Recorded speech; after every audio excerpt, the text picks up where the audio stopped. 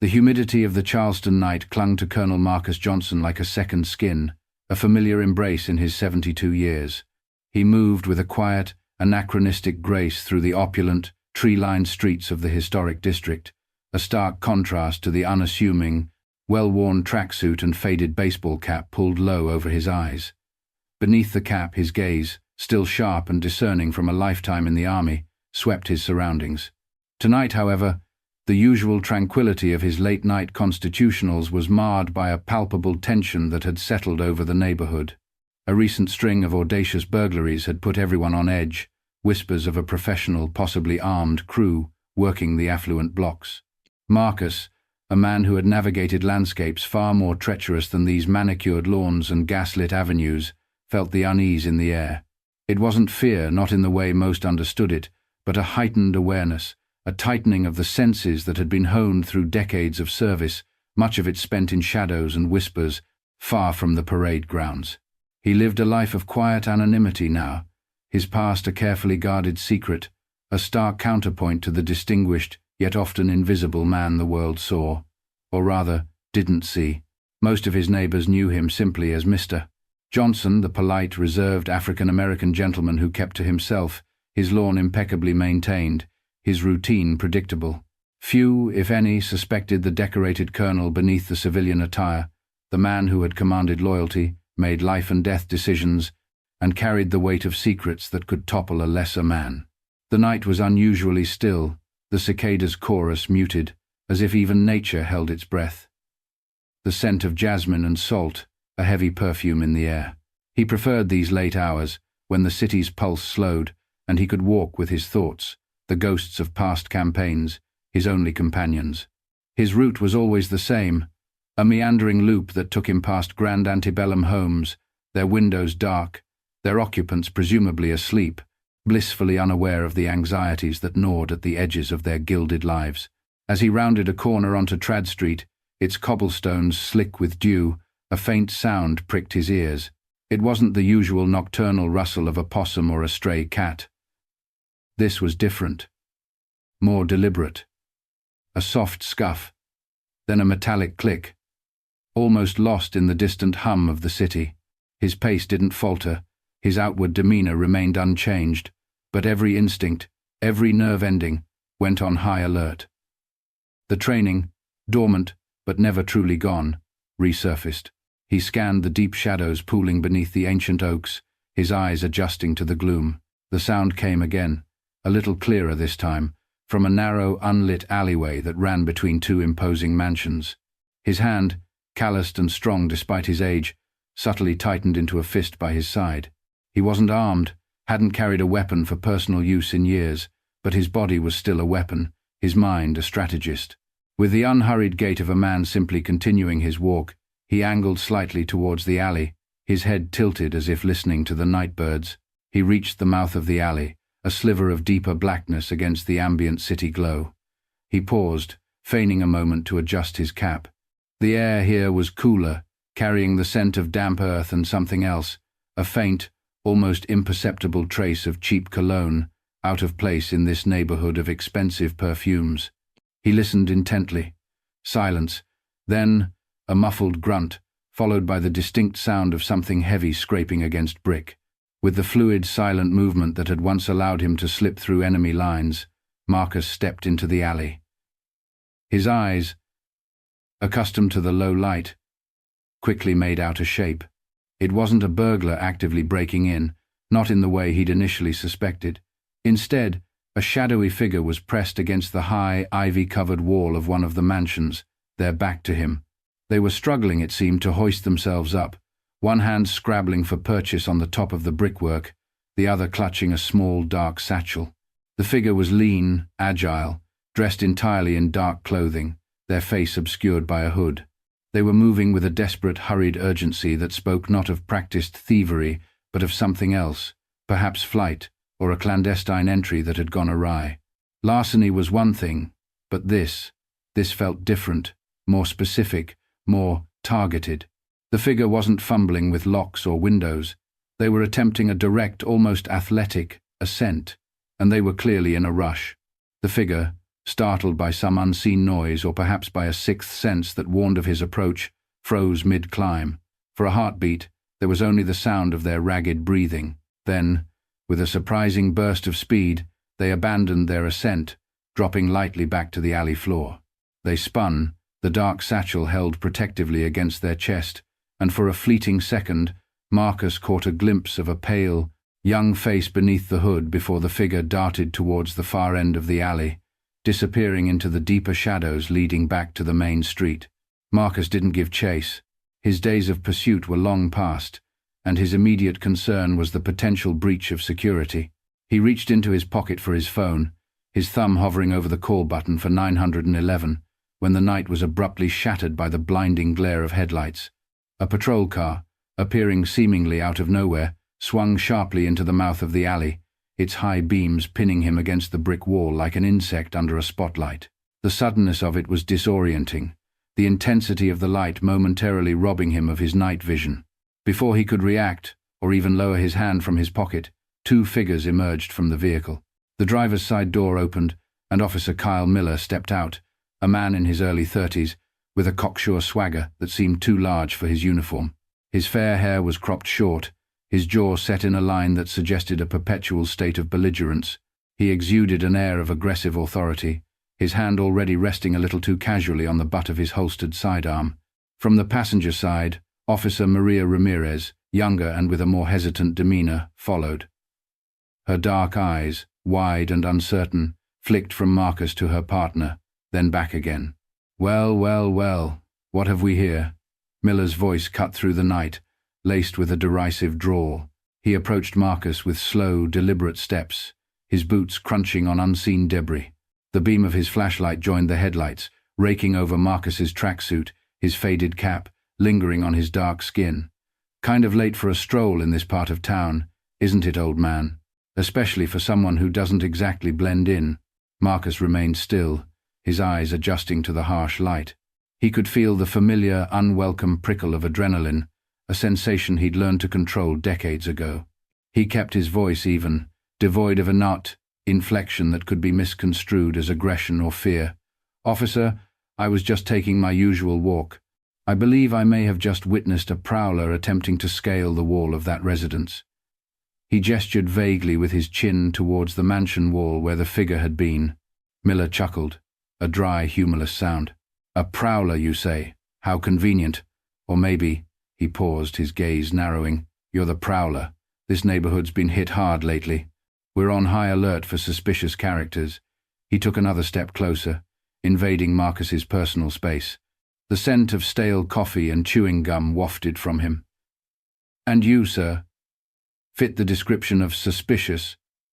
"Perfectly. What are you really doing here, huh? Casing joints? Looking for an easy score?" "I live in this neighborhood, officer," Marcus stated calmly, though a knot of frustration was beginning to tighten in his chest. He knew this script. He'd seen it play out countless times, in different cities, in different decades, but the underlying tune was always the same. "My name is Marcus Johnson. I reside on Lagar Street, just a few blocks from here." Officer Ramirez shifted uncomfortably, her gaze darting between the two men. She opened her mouth as if to speak, then seemed to think better of it, her lips pressing into a thin line. Miller, however, was undeterred. He scoffed. "Lagar Street? Sure, and I'm the King of England. Let's see some ID, Mr. Johnson." And make it snappy. His tone was openly contemptuous, his prejudice a palpable force in the confined space of the alley. Marcus slowly, deliberately, reached into the pocket where his phone was, his movements measured to avoid any sudden gestures that could be misinterpreted. He retrieved his worn leather wallet, the one he'd carried for over 20 years, its creases holding the imprints of countless journeys. He extracted his driver's license and offered it to Miller. The officer snatched it from his hand, his eyes flicking dismissively over the details before settling on the photograph. He held it up, angling it towards the patrol car's headlights, then looked back at Marcus, a smirk playing on his lips. "Marcus Johnson, huh?" He tapped the license with a thick finger. "A very common name. And this picture, well, it could be anyone, couldn't it? This ID looks a little off to me, pal. You sure this thing is even real?" He didn't wait for an answer. his eyes already scanning Marcus up and down again, a fresh wave of suspicion, or perhaps feigned suspicion, clouding his face. The air crackled with a tension that was rapidly escalating beyond a simple misunderstanding. Marcus knew, with a sinking feeling, that this night was about to become far more complicated than a late-night walk and a fleeting glimpse of a shadowy figure. A cold anger, long suppressed, began to smolder within Marcus. He had faced down armed insurgents, navigated treacherous political landscapes, and endured indignities that would break lesser men, all with a stoic resolve. But this casual, ignorant dismissal of his identity, this blatant profiling, was a different kind of assault, an erosion of his very personhood in the city he called home. "Officer," Marcus said, his voice dropping a decibel, a dangerous calm settling over him that those who knew him in his former life would have recognized instantly. "That license is perfectly valid. I am who I say I am, and I demand to be treated with respect." Miller's smirk widened. "Oh, demand, do you? Getting a little feisty now, are we? That just makes you look even more suspicious, old-timer." He tossed the license back at Marcus, who caught it with a steady hand. "All right, hands on the wall. Spread 'em. We're going to have a little look-see." "On what grounds?" Marcus challenged, his gaze unwavering. "You have no probable cause to search me. I was reporting a potential crime, not committing one." "My grounds," Miller said, jabbing a thumb at his own chest, "are that I'm a police officer and you're out here in the middle of the night, looking shifty, near a recent string of burglaries, with a story about a phantom prowler that conveniently disappears when we show up. That's probable cause enough for me. Now on the wall or I'll make you." His voice had taken on a harder edge, his hand once again drifting towards his weapon. Officer Ramirez took a hesitant step forward. "Kyle, maybe we should just run his ID, verify his address." Miller shot her a withering glare. "Stay out of this, Ramirez. I know what I'm doing." He turned back to Marcus. "Last chance. Wall. Now." "Well, now." Marcus knew he had little choice. Resisting physically would only escalate the situation, give Miller the excuse he seemed to be craving. With a sigh that conveyed a world of weariness and indignation, he slowly turned and placed his hands flat against the cold, damp brick of the alley wall. The rough texture scraped against his palms. Miller was on him in an instant, his pat-down far from professional, more of a rough, invasive grope. He ran his hands aggressively over Marcus's tracksuit, his pockets, his ankles. Marcus gritted his teeth, the humiliation a bitter taste in his mouth. He could feel Ramirez watching, her discomfort almost a tangible thing in the oppressive air. "What's this?" Miller grunted, his hand closing over something in Marcus's right trouser pocket. He pulled it out with a flourish. It was Marcus's old multi-tool, a sturdy, well-used Leatherman he'd carried for years, a relic from his active duty days that had proven invaluable for countless small repairs around his home and on his walks. It was compact, folded neatly, its stainless steel gleaming dully in the harsh light. Miller held it up as if it were a smoking gun, a triumphant, almost gleeful expression spreading across his face. "Aha! Well, well, well. What do we have here? Burglary tools. Just as I thought. Very professional. Mr. Johnson. Very slick." Marcus turned his head, his eyes blazing. "That is a multi-purpose tool, officer. I carry it for utility. It is not a burglary tool." "Oh, I bet it's multi-purpose," Miller sneered, mimicking Marcus's tone. "Purpose number 1, prying open windows. Purpose number 2, cutting wires. Sounds pretty useful for your line of work, doesn't it?" He dangled the tool in front of Marcus's face. "So this phantom prowler you saw, your partner, was he? Got spooked and left you holding the bag, or were you just the lookout?" The accusation was so outrageous, so far removed from reality, that Marcus almost laughed. But the humor died in his throat, choked by a rising tide of fury. "I told you, officer. I saw someone attempting to scale that wall. I have no accomplices because I am not a criminal. I am a law-abiding citizen of this city. Yeah. A law-abiding citizen who just happens to be carrying a set of break-in tools in a high-crime area in the dead of night." Miller shot back, his voice rising in volume. "You know what I think? I think you're lying through your teeth.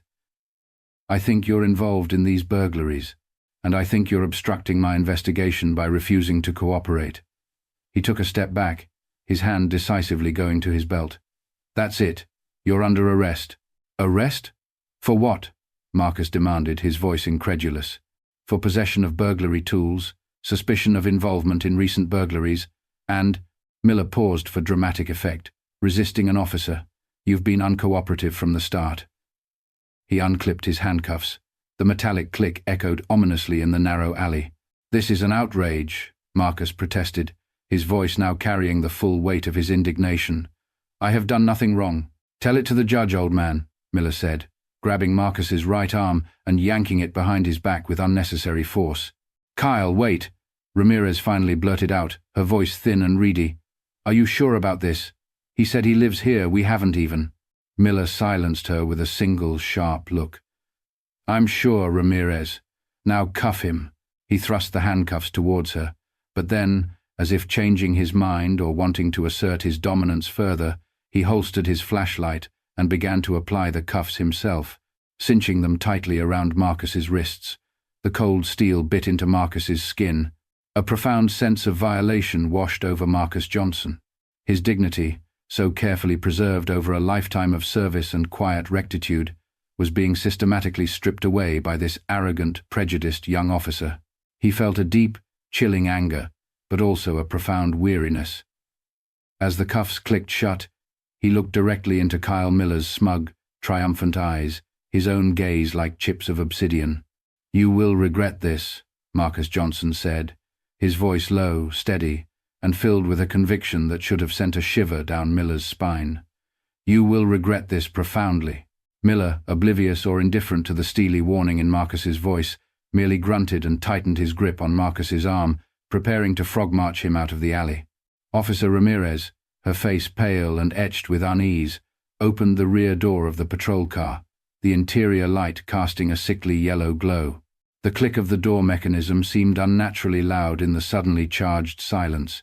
For Marcus, it felt like the closing of a chapter, a descent into a bureaucratic nightmare orchestrated by ignorance and malice. Just as Miller began to shove Marcus towards the waiting vehicle, the silent, oppressive tableau was shattered by the sound of an approaching car, its engine a low, powerful thrum that was distinctly different from the police cruiser's utilitarian growl. Headlights swept across the alley entrance, momentarily silhouetting the officers and their captive, before a sleek, dark sedan glided to a smooth halt, partially blocking the patrol car's exit. The driver's door opened, and a figure emerged, tall and impeccably dressed even at this late hour. It was Robert Anderson, a prominent Charleston attorney, whose historic home backed onto the very alleyway where Marcus now stood in handcuffs. Anderson, a man in his late 50s with a shock of silver hair and a commanding presence, was a long-time neighbor, though their interactions had always been cordial rather than close. He was known for his sharp intellect, his courtroom prowess, and an unwavering commitment to justice, a reputation that extended far beyond the city limits. Anderson's eyes, keen and analytical, took in the scene in an instant. Marcus, his neighbor, a man he respected for his quiet dignity, in handcuffs. The two police officers, one of whom, Miller looked aggressively confrontational, the patrol car, its door agape. A frown creased Anderson's brow. "Officers," Anderson's voice was calm but carried an unmistakable note of authority that immediately cut through Miller's bluster. "Is there a problem here?" He walked towards them, his expensive leather shoes making a soft, purposeful sound on the cobblestones.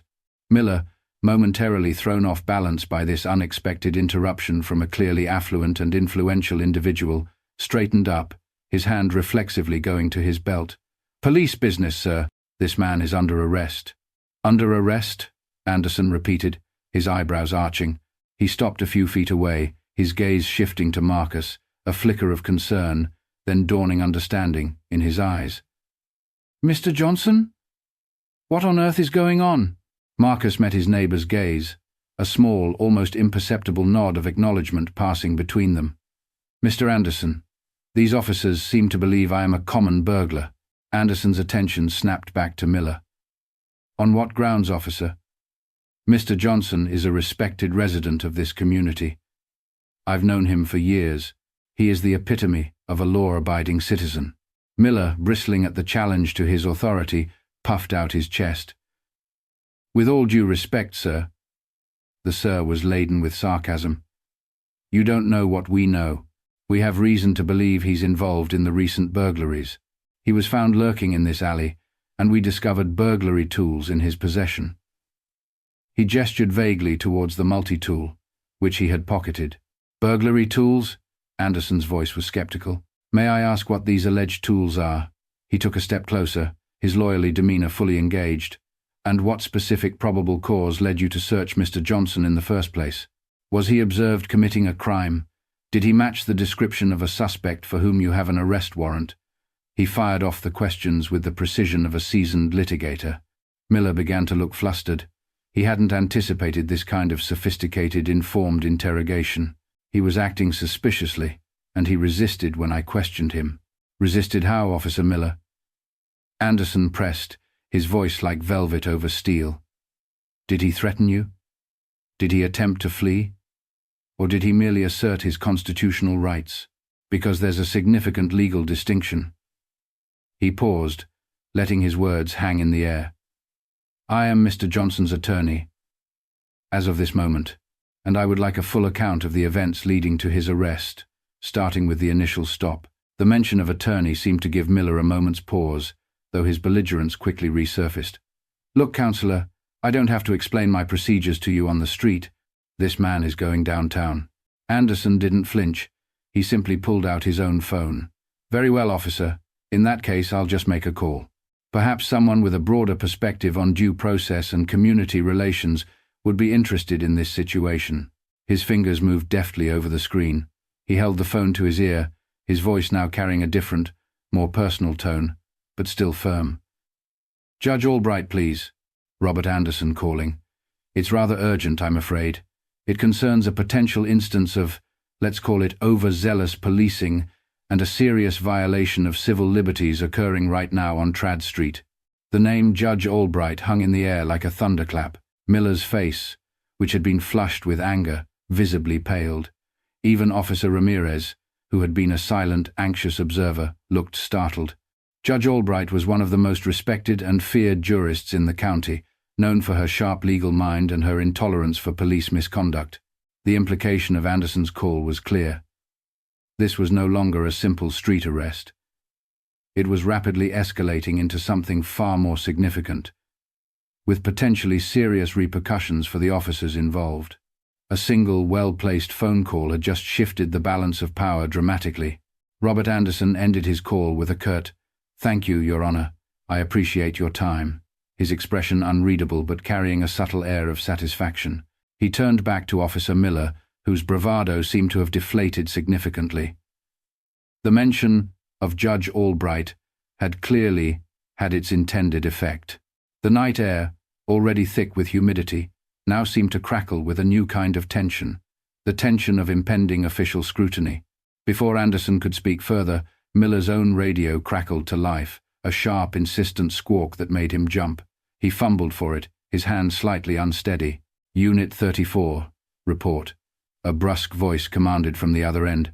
It sounded like a supervising officer, perhaps a lieutenant or sergeant, his tone impatient. Miller cleared his throat, trying to regain some semblance of composure. Lieutenant, this is Officer Miller, Unit 34. We're on Trad Street, investigating a suspicious individual, potential connection to the recent burglaries. Subject is somewhat uncooperative." He cast a nervous glance at Anderson, then at Marcus, still in cuffs. The voice on the radio was sharp. "Uncooperative how, Miller? Have you identified the subject? What are the specifics? We've got a lot of heat on these burglaries. I don't need any screw-ups." "Yes, sir. Subject identified as Marcus Johnson. Claims to live in the area, but we have some concerns about his story, and he was found in possession of what appear to be burglary tools."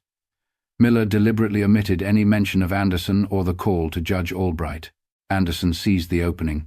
"Officer Miller," he interjected, his voice firm but reasonable, "perhaps you should inform your lieutenant that the suspicious individual is a long-time resident of this neighborhood, a man of impeccable character, and that I, Robert Anderson, am currently present and representing him as his attorney. Furthermore, the burglary tools you refer to are, to my understanding, a standard multi-purpose utility tool." This entire situation appears to be a profound misunderstanding, at best. There was a pause on the other end of the radio, then the lieutenant's voice, now tinged with a note of caution, returned. Anderson, Robert Anderson, the attorney? Is that correct, Miller? Miller swallowed hard. Yes, Lieutenant. Mr. Anderson is on scene. All right, Miller. The lieutenant's voice was now distinctly cooler. Hold your position. Do not transport the subject. I want a full, detailed report from you, and I mean detailed, as soon as you're clear. And Miller, make damn sure your probable cause is rock solid. We don't need another lawsuit on our hands because of sloppy police work. The radio clicked off, leaving an even heavier silence in its wake. Miller's face was a mask of frustration and barely suppressed anger. He knew he was in a precarious position. The presence of a high-profile lawyer, coupled with the implicit warning from his lieutenant, had changed the entire dynamic. He glared at Marcus, then at Anderson, his earlier arrogance replaced by a sullen resentment. Anderson turned to Marcus, his expression one of quiet encouragement. Mr. Johnson, he said softly, perhaps it would be prudent at this juncture to provide these officers with a little more context about yourself. Sometimes a little clarity can go a long way in resolving these unfortunate situations. Marcus understood. Anderson was giving him an opening, a chance to assert his identity in a way that might penetrate even Miller's thick skull of prejudice. He took a deep breath. The cold steel of the handcuffs, a constant, demeaning reminder of his current predicament. He straightened his shoulders as much as the restraints would allow, his gaze locking with Miller's. Officer Miller, Marcus said, his voice, though strained with the effort of maintaining composure, carrying the unmistakable timbre of command that had once echoed across parade grounds and briefing rooms. For your information and for the record, I am Colonel Marcus Johnson, United States Army, retired. The words hung in the charged air of the alley. Officer Ramirez gasped audibly, her hand flying to her mouth. Even Miller, for all his bluster, seemed momentarily stunned into silence. His eyes widened slightly, a flicker of something. Disbelief, perhaps even a nascent fear, crossing his features. He looked Marcus up and down again, as if seeing him for the first time, trying to reconcile the image of this man in a worn tracksuit with the imposing title of Colonel. He recovered quickly, or at least attempted to. A sneer twisted his lips, though it lacked its earlier conviction. A colonel, huh? Is that what they're calling themselves these days? Anyone can say they're a colonel, old man. Doesn't mean a thing to me. We still operate under civilian law here, and you're still under arrest until I'm satisfied you're not a threat. But his voice, Marcus noted with a grim satisfaction, had a distinct tremor. The seed of doubt had been planted. Robert Anderson, however, was not finished. He knew that Miller, entrenched in his prejudice, might still try to bulldoze his way through. While Miller was still processing the Colonel revelation, Anderson, with a practiced subtlety, took out his phone again. He quickly typed a short, coded message, his thumbs flying across the screen. The recipient: Major Michael Johnson, Marcus's son, currently stationed at Fort Jackson, a relatively short drive away. The message was brief. Dad in trouble, Trad Street Alley, SCPD, unjust arrest. Need assistance, RA. He knew Michael would understand the urgency and the implications. He also knew that if anyone could cut through bureaucratic nonsense and bring a different kind of authority to bear, it was Marcus's son, an active duty officer with a no-nonsense reputation of his own. The situation, Anderson sensed, was far from over, and it was time to bring in reinforcements of a different caliber. The tension in the narrow alleyway, already at a breaking point, ratcheted up another impossible notch. Officer Miller, still attempting to process the implications of Anderson's call to Judge Albright and Marcus's declaration of his retired rank, was clearly on edge. He clung to the rapidly eroding fiction of his authority, his grip tightening on Marcus's arm as if to physically prevent the situation from slipping further from his control.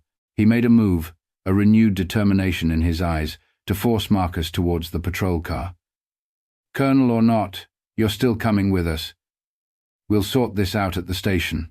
But just as he took a step, another set of headlights pierced the darkness at the alley's entrance. This vehicle, however, was no civilian sedan. A black, unmarked SUV, the kind favored by federal agencies or high-ranking military personnel for discreet transport, braked sharply, its tires spitting gravel. The doors opened with a practiced efficiency, and 3 figures emerged, their movements precise and purposeful. The lead figure was a man in his late 30s, ramrod straight, his U.S. Army dress uniform immaculate even in the dim, humid night. The silver oak leaf insignia of a major glinted on his shoulders. This was Major Michael Johnson, Marcus's son. His face, a younger, harder version of his father's, was set in a grim, unyielding line. Flanking him were 2 military police officers, their sidearms holstered but their presence an undeniable statement of authority. Their crisp uniforms and disciplined bearing were a stark contrast to the slightly disheveled appearance of the local police. Major Johnson didn't waste a moment. He strode directly towards Officer Miller, his polished boots echoing on the cobblestones, completely ignoring Officer Ramirez and Robert Anderson for the moment. He stopped a mere foot from Miller, his height giving him a slight advantage, his gaze like ice. "Officer." Major Johnson's voice was low, controlled, but resonated with an authority that brooked no argument. It was the voice of a man accustomed to giving orders and having them obeyed without question. "I am Major Michael Johnson, United States Army. The man you have in custody," he gestured curtly towards Marcus, "is my father, Colonel Marcus Johnson, retired. I demand an immediate explanation for his detention." The effect on Officer Miller was instantaneous and profound. If the mention of Colonel had given him pause, the physical manifestation of an active duty major, flanked by armed MPs, clearly identifying the man in cuffs as his father, shattered what little remained of Miller's composure. His jaw, which had been set in a defiant line, went slack. The color drained from his face, leaving it a pasty, unhealthy grey. He looked from Major Johnson to Marcus, then back again, his eyes wide with a mixture of disbelief and dawning, abject terror. Officer Ramirez, who had been hovering nervously, seemed to shrink further into the shadows, her hand instinctively going to her radio as if unsure whether to call for backup or simply disappear. Major, sir," Miller stammered, his voice cracking. The earlier arrogance had vanished, replaced by a desperate, fumbling attempt to justify his actions. We were investigating a suspicious individual in connection with the recent burglaries. He matched a general description, and he had tools." Major Johnson cut him off with a sharp, dismissive wave of his hand. "Tools? Officer, my father has likely forgotten more about tactical operations and situational awareness than you will learn in your entire career. If he was in this alley, there was a reason. A reason I suspect you were too quick to dismiss." He turned his piercing gaze on Marcus, his expression softening almost imperceptibly with concern, then hardening again as he took in the handcuffs. "Why is he in restraints?" Before Miller could formulate another stammering excuse, Major Johnson produced a slim leather case from his breast pocket. He flipped it open, revealing not only his own active duty military identification, but also another, older, more distinguished-looking card, Colonel Marcus Johnson's official retired U.S. Army identification card, complete with photograph, rank, and service number. It was a document of unimpeachable authority, one that Miller, in his haste and prejudice, had either not seen clearly on Marcus's driver's license or had chosen to ignore. "This is Colonel Marcus Johnson," the major stated, his voice ringing with cold fury. "A man who has served this country with honor and distinction for over 30 years. A man who has been awarded the Silver Star, 2 Bronze Stars with Valor, and the Purple Heart. A man who has led troops in combat, advised generals, and undertaken missions of such sensitivity that most people in this country will never even know they existed." He paused, letting the weight of his words sink in. "And you, officer, have him in handcuffs in a dark alley, accusing him of being a common thief based on what? The color of his skin, the clothes he's wearing, his age?" Each question was like a hammer blow. Miller visibly flinched. He opened his mouth, then closed it again, no words forthcoming. Then Major Johnson delivered the most unexpected blow of all, a twist that sent a fresh wave of shock through the assembled group. "Furthermore, officer," he continued, his voice dropping to a confidential yet still menacing tone, "you should be aware that this particular area has been under intermittent surveillance by a specialized military intelligence unit for the past several weeks. There are National security concerns at play here that go far beyond your local burglary beat. He let that sink in. My father's presence here tonight, his observation of a suspicious individual, might not have been a coincidence. He may have inadvertently stumbled upon something far more significant than either of you realize. Something your precipitous actions may have just compromised. The implication was staggering. Not only had Miller and Ramirez accosted a decorated war hero, but they might have also interfered with a sensitive military intelligence operation. The ground beneath Officer Miller's feet seemed to be crumbling away. The revelation of potential national security implications, delivered with Major Michael Johnson's steely conviction, hung heavy in the humid Charleston night. Officer Miller looked as if he'd been physically struck. His already pale face turned a ghastly shade of white, and a sheen of cold sweat broke out on his forehead. The local burglary beat he thought he was policing had just morphed into something infinitely more complex and dangerous, a realm far beyond his pay grade and comprehension. Officer Ramirez, beside him, looked genuinely terrified, her eyes darting between the Major, the MPs, and her rapidly crumbling partner. Robert Anderson, ever the astute observer, watched the unfolding drama with a grim, knowing expression. He had anticipated a strong reaction from Michael, but even he hadn't foreseen this particular twist. Just as the silence in the alley threatened to become unbearable, the wail of another siren, distinct from the earlier police radio chatter, grew rapidly louder. Within moments, a marked Charleston Police Department SUV, lights flashing, screeched to a halt at the alley's entrance, disgorging a harried-looking, middle-aged man in a captain's uniform, quickly followed by a man in a civilian suit, whose stern demeanor and air of quiet authority identified him as someone high up in the city's command structure, likely the chief of police himself, or a very senior deputy. The chief, for it was indeed him, a man named Henderson, whom Anderson knew by reputation, took in the scene with a glance that was both swift and comprehensive. The cuffed, elderly African-American man, the irate-looking major in full-dress uniform flanked by armed MPs, the prominent attorney Robert Anderson, and his own two visibly shaken officers. His face, already etched with the lines of stress that came with managing a city police force, tightened further. He had clearly been summoned by multiple urgent calls, one likely from Judge Albright via Anderson, and another no doubt from Major Johnson, who would have wasted no time in escalating the situation through official military channels to the local civilian authorities. Major Johnson? Mr. Anderson? Chief Henderson's voice was strained but professional. I'm Chief Henderson.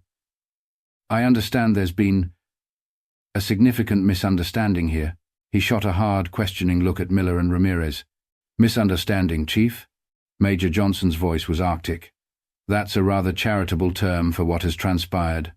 My father, Colonel Marcus Johnson, a decorated combat veteran, was accosted, insulted, illegally searched, falsely accused, and placed in handcuffs by your officers, apparently for the crime of taking a walk in his own neighborhood while black. The chief winced at the bluntness of the accusation, but he didn't dispute it. He looked at Marcus with an expression of deep concern. Colonel Johnson, on behalf of the Charleston Police Department, I offer my sincerest apologies for the distress this incident has caused you. This is unacceptable. Before the chief could continue, Major Johnson spoke again, his tone leaving no room for interruption. Chief, with all due respect, the distress caused to my father is only part of the issue. Officer Miller's zealousness may have had far greater ramifications. As I was explaining to him, this neighborhood has been under intermittent surveillance by a specialized military intelligence unit. One of the MPs, a stoic-looking master sergeant, stepped forward slightly, his gaze fixed on Chief Henderson. Sir, Major Johnson is correct. We have an ongoing operation in this vicinity related to potential threats to national security. The specifics are classified, but I can confirm that any unauthorized civilian or law enforcement interference could severely compromise sensitive intelligence gathering. Chief Henderson's eyes widened almost imperceptibly. He exchanged a quick, worried glance with the plainclothes official beside him. This was escalating beyond a mere PR disaster into something with potentially grave consequences. Major Johnson pressed his advantage. My father reported seeing a suspicious individual attempting to scale the wall of that residence just before your officers arrived, he said, gesturing towards the mansion. "An individual who fled when my father approached. Did your officers investigate that claim, Chief? Or were they too busy harassing an elderly man?" Chief Henderson turned to Miller, his voice now dangerously low.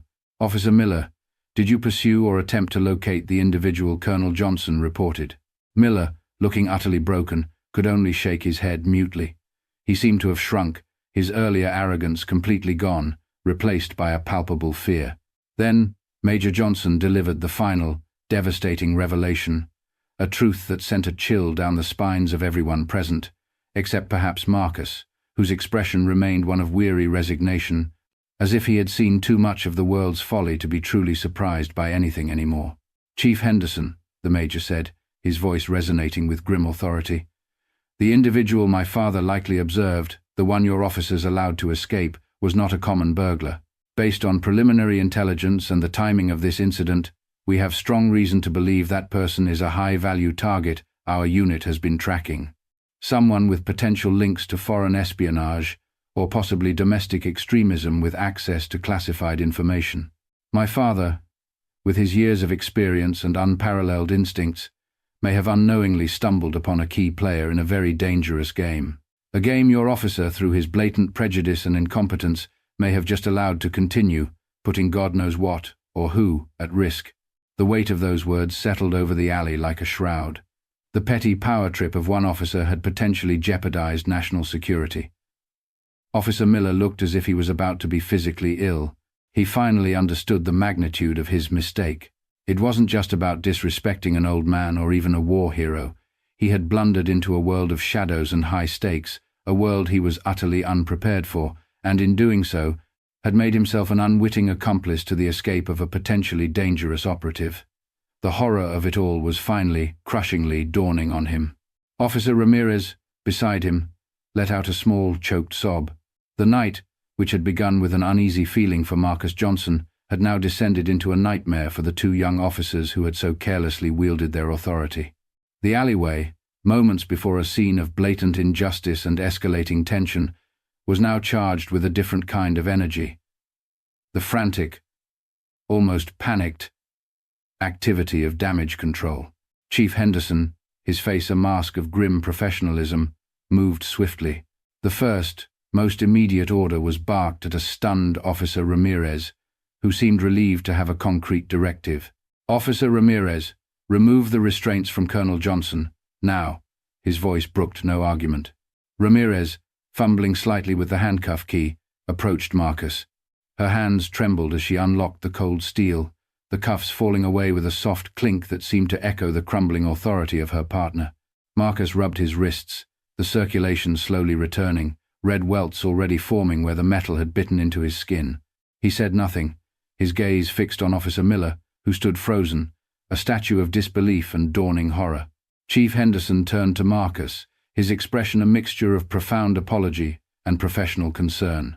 "Colonel Johnson, on behalf of the entire Charleston Police Department, I cannot apologize enough for what you have endured tonight. This is an egregious failure on our part. There is no excuse for the treatment you received." He then addressed Major Johnson and Robert Anderson. "Major, Mr. Anderson, please be assured that a full and immediate internal investigation will be launched into the conduct of Officers Miller and Ramirez. Their actions tonight are a disgrace to the badge they wear." Major Johnson, his face still taut with anger, but his voice controlled, nodded curtly. "I expect nothing less, Chief, and I expect that investigation to be thorough, transparent, and to result in appropriate disciplinary action. My father is a citizen of this city, a decorated veteran who deserves its utmost respect, not this shameful display of prejudice and incompetence." Robert Anderson added, his lawyerly tone sharp and incisive. "And Chief, we will be monitoring that investigation very closely. Colonel Johnson's civil rights have been grossly violated. We will be exploring all legal avenues available to ensure that such an incident is never repeated and that those responsible are held fully accountable." Marcus, though still shaken by the ordeal, finally spoke. His voice, though quiet, carried the weight of years of endured slights and the unyielding strength of his character. He looked directly at Kyle Miller, whose eyes refused to meet his. "The law must be upheld, officer," Marcus said, his words measured and precise. "But human dignity must never be trampled upon in its name. You judged me by the color of my skin and the clothes I wore, not by the content of my character or the truth of my words. That is a failing not just of your training, but of your humanity." Miller flinched as if struck. He finally looked up, his face ashen, his eyes filled with a dawning comprehension of the abyss he had just plunged into. There was no defiance left in him, only a hollow, terrified understanding. Chief Henderson, sensing the need to de-escalate the immediate confrontation, stepped between them. "Officer Miller, Officer Ramirez," he said, his voice hard as flint. "You are both relieved of duty, effective immediately, pending the outcome of the internal affairs investigation. Surrender your badges and service weapons to Lieutenant Peterson when he arrives. You will be placed on administrative leave. Do you understand?" Ramirez nodded quickly, tears welling in her eyes. Miller, looking utterly defeated, managed a hoarse, "Yes, sir." The swagger, the arrogance, the casual cruelty, all of it had been stripped away, leaving behind a frightened, diminished figure. The immediate crisis in the alley was over, but the repercussions were just beginning. The Charleston Police Department was now facing a public relations nightmare, a potential lawsuit, and the deeply uncomfortable reality of having one of its officers potentially compromise a national security operation.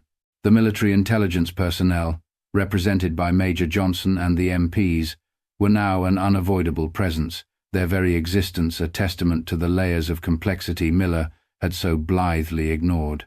Chief Henderson, after ensuring Marcus was not physically injured beyond the bruising on his wrists, turned to Major Johnson and the lead MP. "Major, Sergeant," he said, his tone now one of cautious cooperation. "Regarding the other matter you mentioned," the individual Colonel Johnson observed, "my department will offer its full, unreserved cooperation with your unit. Any information, any resources we have, are at your disposal. We need to understand what happened here tonight, and who that person was." The MP nodded stoically. "We appreciate that, Chief. We will require a detailed statement from Colonel Johnson as soon as he is able. His initial observation could be critical." Marcus, though exhausted, nodded. "I'll tell you everything I saw." His mind, trained for observation and recall, was already replaying the fleeting glimpse of the figure in the alley, searching for any detail, however small, that might now prove significant. The alleyway, once a dark and isolated stage for an act of injustice, was now a flurry of hushed, urgent conversations. The local police, the military, the high-powered attorney, all caught in the vortex created by one officer's blind prejudice. As a uniformed Lieutenant Peterson finally arrived to take charge of Miller and Ramirez, ushering them away like chastened children, Marcus Johnson stood tall, the indignity of the handcuffs gone, but the weight of the night still heavy upon him. The immediate battle was won, but he knew, with a certainty born of long and bitter experience, that the larger war against ignorance and injustice was far from over. And now, it seemed, he had been unwillingly drawn into another, more shadowy conflict, one with stakes far higher than he could have imagined when he set out for his evening walk. The information he held, the fleeting image of a figure scaling a wall, had suddenly become a piece in a much larger, more dangerous puzzle. The days that followed were a blur of official inquiries, hushed meetings, and the unwelcome glare of public attention. News of the incident on Trad Street, despite initial attempts by the city to manage the narrative, had inevitably leaked. A grainy cell phone video, shot by a curious resident from an upper window overlooking the alley, had surfaced online, capturing snippets of Officer Miller's aggressive posture and the arrival of Major Johnson with the MPs. It didn't show everything, but it showed enough. The story exploded. Local news outlets picked it up first, then regional, and soon, national commentators were weighing in. It became a potent symbol, a confluence of several raw nerves in the American psyche. Racial profiling, abuse of police power, the often fraught relationship between civilian law enforcement and the military, and the unnerving hint of clandestine government operations touching ordinary lives. Colonel Marcus Johnson, a man who had spent a lifetime deliberately avoiding the spotlight, found himself an unwilling icon. His quiet, tree-lined street became a thoroughfare for news vans. Reporters camped outside his gate. He received an outpouring of support from strangers across the country, letters, emails, even flowers left at his doorstep. Veterans groups hailed him as a hero once more, this time for standing firm against a different kind of adversary. Civil rights organizations offered their assistance, eager to make his case a rallying cry.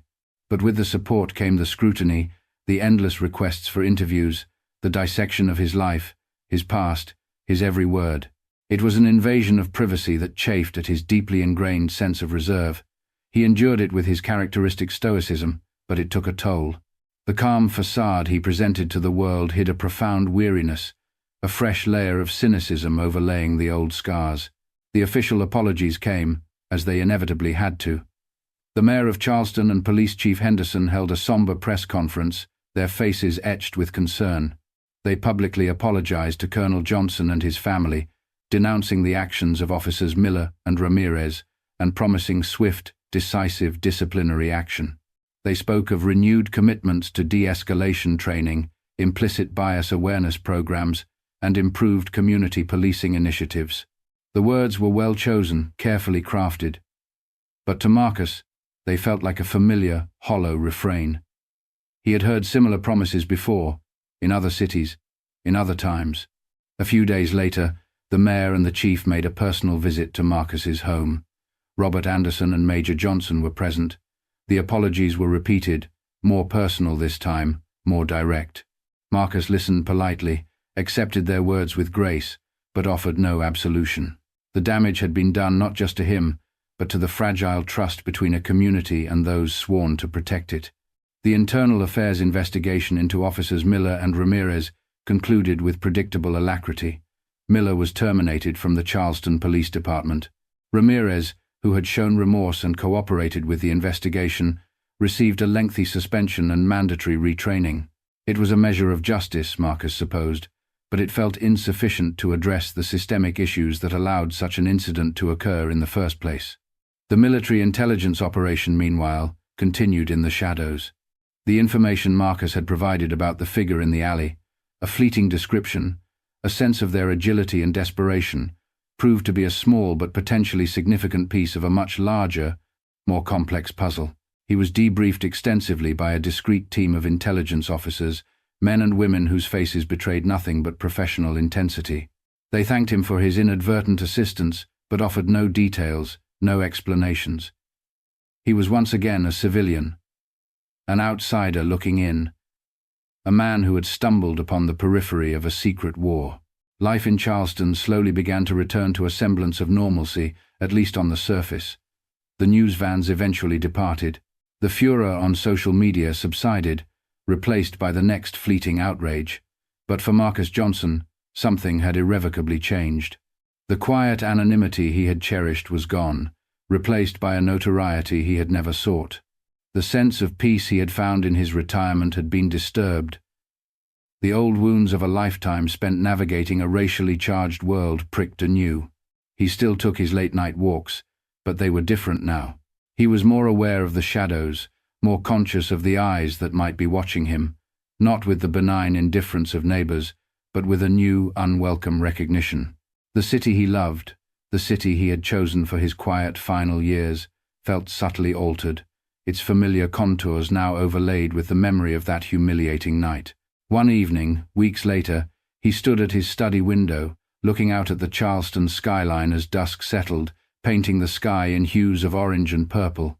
The air was soft, the scent of jasmine carried on the breeze. It was a beautiful, peaceful scene, but beneath the surface he knew, the current still ran deep and often troubled. The investigation into the shadowy figure, the high-value target, was ongoing. He had heard nothing further, and he expected nothing. But sometimes, as he walked the quiet streets, he would find his eyes scanning the rooftops, the alleyways, his old instincts, never fully dormant, stirring within him. He was a retired colonel, a civilian, yet a part of him remained on watch, a silent sentinel in a world that was far more complicated, far more dangerous than most people ever realized. The scars of that night would linger, he knew. They were invisible, unlike the physical wounds of past battles. But they were there nonetheless, a reminder of the fragility of dignity, the persistence of prejudice, and the enduring need for vigilance.